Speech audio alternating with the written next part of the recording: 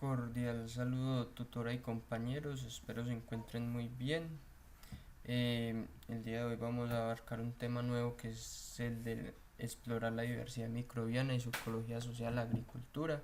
Sí, en este trabajo vamos a explorar todo lo que es la diversidad, las actividades microbianas, de qué dependen todos estos tipos de actividades, los organismos benéficos y las interacciones entre las mismas de mano de la ecología y la agricultura, ¿cierto? Mi nombre es Eduardo Correa, pertenezco a la Escuela de Ciencias Agrícolas, Picores y del Medio Ambiente. Actualmente hago la carrera de agronomía y mi grupo es el 99. Bueno, dando inicio, vamos acá con la primera pregunta orientadora. Explique de qué dependen los tipos de actividades microbianas y la velocidad de estas actividades. Bueno, entonces vamos a hablar que las actividades microbianas, ¿cierto? Son factores que se dan o actividades que se dan entre los microorganismos del suelo, básicamente donde aprovechan toda la materia orgánica, sustancias y las desdoblan y fabricando nutrientes, ¿cierto? ¿De qué depende la velocidad y el crecimiento de una comunidad microbiana, pues, y de las actividades? ¿Cierto? Depende de la disponibilidad de nutrientes en el suelo, también de la disponibilidad de oxígeno, la temperatura y el pH, ¿cierto? Bueno, seguimos aquí. ¿En qué consiste una comunidad microbiana? Bueno, una comunidad microbiana es un conjunto de microorganismos, ¿cierto?, conformada por distintas especies en las cuales ellos interactúan entre sí, fabricando, digamos, nutrientes y desdoblando muchos enzimas y otros nutrientes minerales que se encuentran en el ecosistema. Siguiente pregunta: ¿por qué son diferentes la riqueza y la abundancia de las poblaciones? ¿Y cómo funciona la relación entre ellas en los hábitos microbianos del suelo? Bueno, entonces vamos a empezar hablando que la riqueza de las especies microbianas, sí, hace referencia a las diferentes especies que se pueden encontrar dentro de una misma comunidad o un ecosistema, ¿cierto? Que entonces vamos a encontrar un tipo de hongos acá y otros acá. Eso es como la riqueza, ¿cierto? La cantidad de especies que se puedan encontrar. La abundancia de los microorganismos es el número de individuos que se pueden encontrar por especie. Es decir, tenemos este hongo acá y tenemos gran cantidad de ese mismo hongo ahí, ¿cierto? Entonces eso, o los microorganismos, también otros microorganismos diferentes a los hongos, es la cantidad de individuos que pueden haber por especie, ¿sí? La relación entre estos dos, pues la relación es que entre más riqueza haya de microorganismos, mayor será como la disponibilidad de nutrientes para el ecosistema y todos los factores, microorganismos, toda la biota que se beneficie del ecosistema, ¿cierto? Entre mayor riqueza haya, pues mayor disponibilidad de nutrientes y más materia orgánica habrá. Si existe ya solamente una abundancia de un solo microorganismo, esto puede llegar a ser negativo, ya que se puede producir una sobrepoblación y ya en vez de ser benéfica puede empezar a ser dañina o maléfica para el ambiente. Bueno, continuamos acá. Dice: sinteticen un mapa de ideas cómo funciona el aporte de energía al ecosistema y indique por qué los microorganismos del suelo juegan un papel muy importante. Entonces vamos a hablar que la energía en el ecosistema se da inicialmente, o el aporte de energía se da inicialmente por la luz solar, que es captada por los productores secundarios y primarios, ¿cierto? En este caso los productores secundarios o los herbívoros pues toman esta energía por medio de la fotosíntesis y la convierten en fuentes de nutrientes, ¿cierto? Los productores primarios pues son consumidores y consumen pues de los productores secundarios bueno, van consumiendo este tipo de energía, ¿cierto? Va convirtiendo como en un ciclo. Estos además van produciendo desechos orgánicos, tanto productores primarios o consumidores primarios como consumidores secundarios, y estos desechos son aprovechados por los microorganismos. Los microorganismos son los encargados de desdoblar todos esos desechos y convertirlos tanto en gases y en sales minerales o otros nutrientes que vuelven y retornan en forma de energía al ecosistema. Ya se produce un ciclo ahí de energía, de aporte de energía en el ecosistema. Vamos con la siguiente. Dice, explique el concepto de microambiente empleando el ejemplo de microambiente de oxígeno en la Tierra. Bueno, entonces el microambiente hace referencia a el hábitat pues que ocupa cierta comunidad pues de microorganismos, ¿cierto? Es donde se desarrollan, donde trabajan, donde se reproducen, y ese es el microambiente, ¿cierto? Hablándolo así pues a nivel microbiano. En el caso del oxígeno en la Tierra, bueno, entonces en el caso que nos plantea se logra notar que en una partícula pues de tierra, entre más externo estuviera de la partícula, más oxígeno había. Mientras más interno se fuera presentando la partícula, pues menos disponibilidad de oxígeno, ¿cierto? Entonces todos los microorganismos que van a trabajar alrededor de la partícula, o bueno, por fuera de la partícula, van a trabajar de manera aeróbica, mientras que los internos van a trabajar de manera anaeróbica. 6. ¿Por qué se da la competencia entre microorganismos del suelo y por qué favorece cooperar? Bueno, la competencia de microorganismos en el suelo se da por distintos factores como lo que son disponibilidad de nutrientes, ¿cierto? El hábitat y el lugar de reproducción donde están, ¿cierto? La disponibilidad de alimentos, nutrientes de los que ellos se beneficien y la velocidad de crecimiento de cada uno. ¿Por qué favorece que ellos cooperen entre sí? Debido a que, digamos, si cooperan entre sí, pues van a ver como, ¿cómo se dice? Lo decía, la disponibilidad de nutrientes será mucho mayor para el ecosistema, ya que estos van a estar trabajando, interactuando entre sí, desdoblando nutrientes que van a ser muy favorables para el medio ambiente. Listo, continuamos. Explique con un dibujo el esquema propio de la composición de los suelos de la vegetación teniendo en cuenta los microorganismos. Bueno, entonces acá tenemos el esquema del suelo, ¿cierto? Vamos a representarlo de la siguiente manera, que en la parte horizonte tenemos todo lo que es cobertura vegetal y material vegetal, ¿cierto? El horizonte A hace referencia a un suelo parcial de materia orgánica y donde se encuentran la mayoría de microorganismos y raíces. Ahí es donde empieza a ver, como se dice, las actividades microbianas. Tenemos un horizonte de infiltración, que es una capa mineral de lixiviados de arcillas, que es lo que va sobrando de todas las actividades microbianas que encontramos en el horizonte A. En el horizonte B encontramos ya lo que es un horizonte de acumulación, donde se acumula ya como tal arcillas, óxido de hierro, aluminio, compuestos y los compuestos húmicos, ¿cierto? En el horizonte C ya empieza a ser material parental, que es el fragmento de roca y acumulación de arcillas y carbonatos y de yeso. El horizonte R ya es lo que es la roca madre, que es ya es la roca pues la roca madre de la tierra que está sin alterar.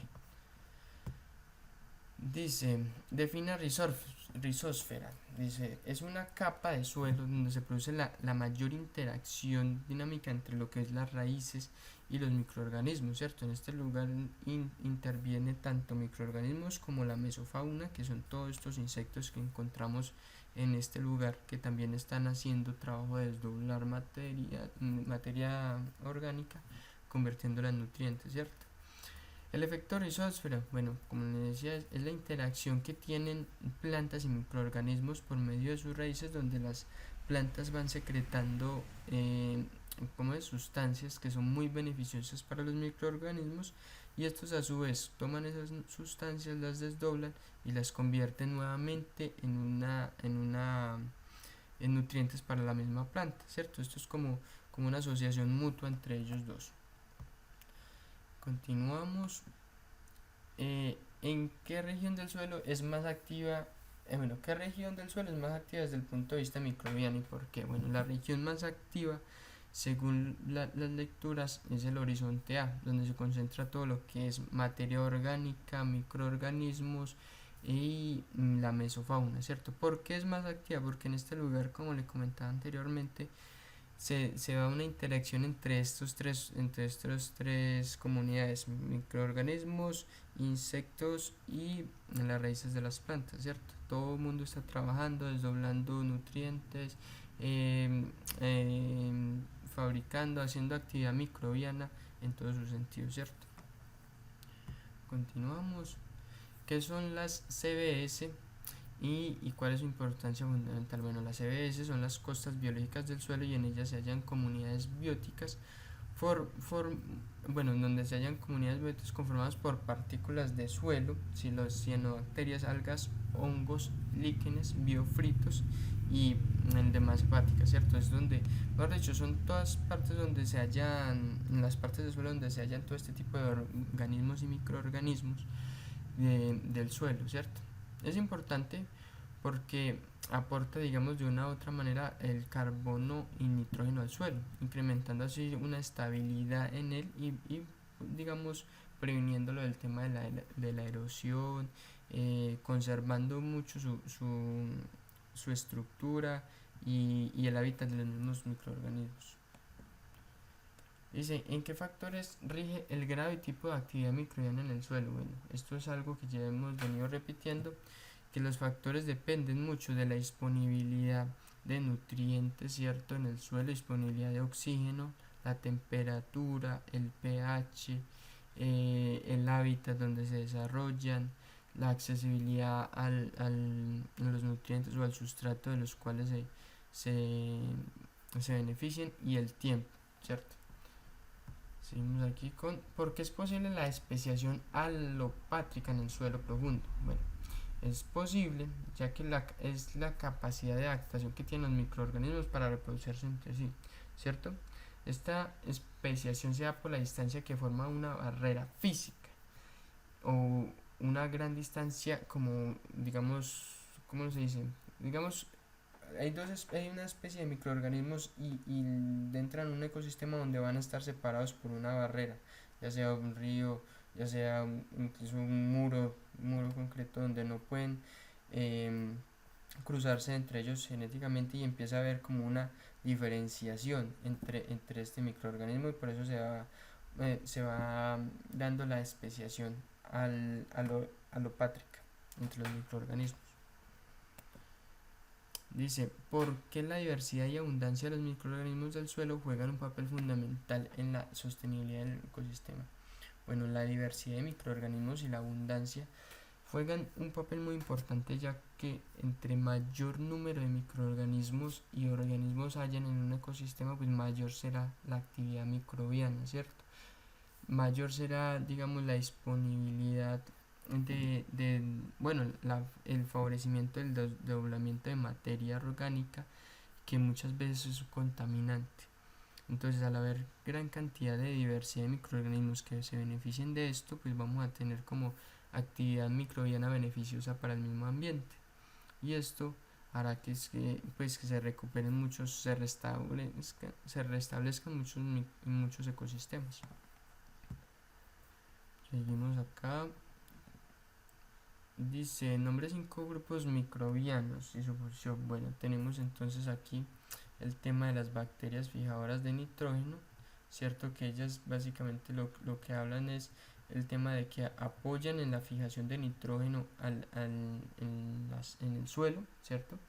También tenemos lo que es las cianobacterias fijadoras de nitrógeno, que contribuyen a que haya como más economía, o haya más abundancia y disponibilidad del nitrógeno en el suelo, ¿cierto?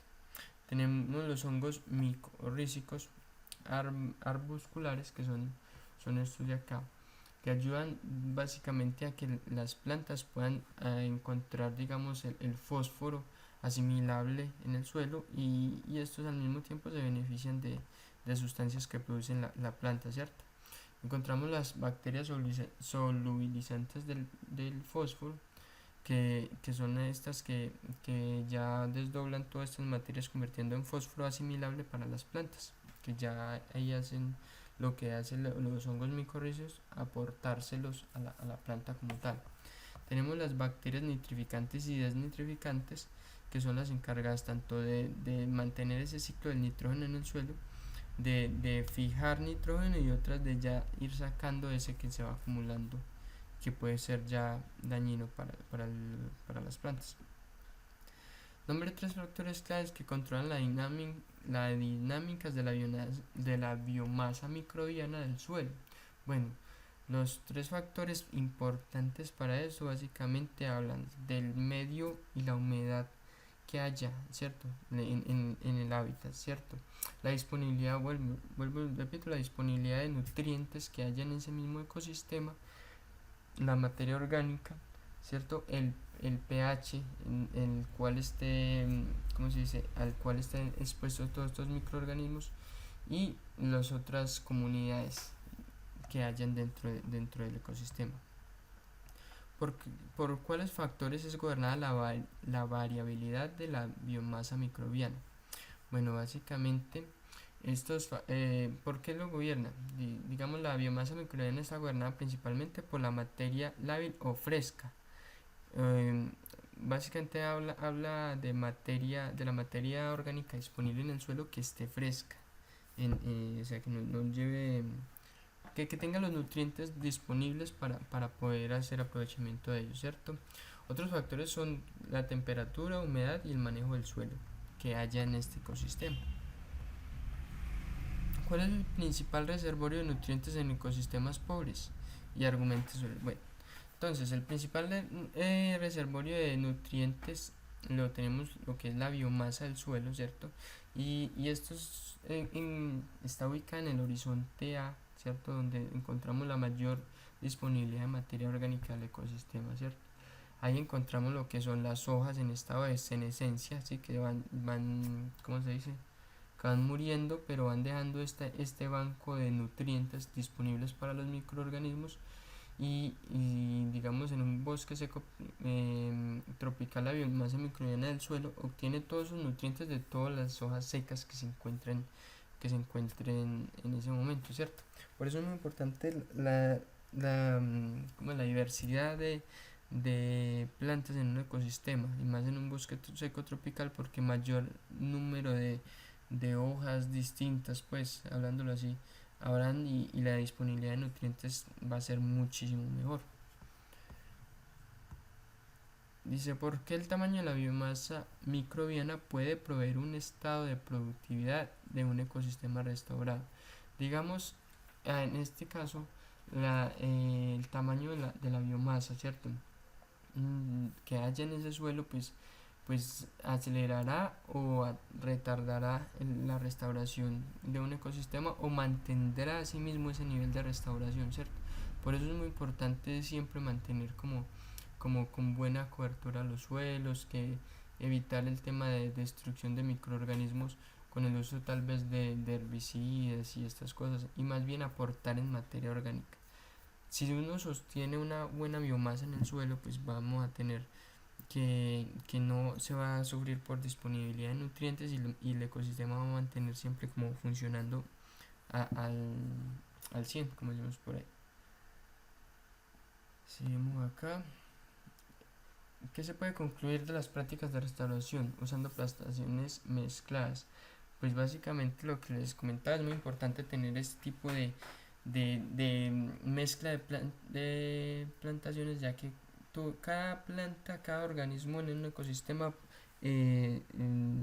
macroorganismo o microorganismo, cumple una función esencial, ¿cierto? Y al tener mucha variabilidad, mucha mezcla de plantas en un ecosistema, pues vamos a encontrarnos que va a haber como mejor interacción entre todo, y pues siempre va a mantener el ecosistema, digamos, con disponibilidad de albergue, nutrientes, hábitat para gran cantidad de especies, ¿cierto? Al mismo tiempo que va a ser mayor el nivel de restauración, ¿cierto? No es lo mismo usted empezar a sembrar una planta, digamos, un número de individuos de plantas en un ecosistema se va a mantener siempre como una sola disponibilidad de nutrientes, mientras que ya habiendo variabilidad, pues va a atraer muchísimo más microorganismos, y va a mantener como una biomasa muy variable, ¿cierto? Bueno, pues este es como el trabajo, la exposición que tenía sobre la diversidad microbiana y su ecología asociada a la agricultura. Espero que haya sido de su agrado. Muchas gracias por su atención prestada y ya me dispongo a subir el trabajo. Muchas gracias, tutora, compañeros, que estén muy bien.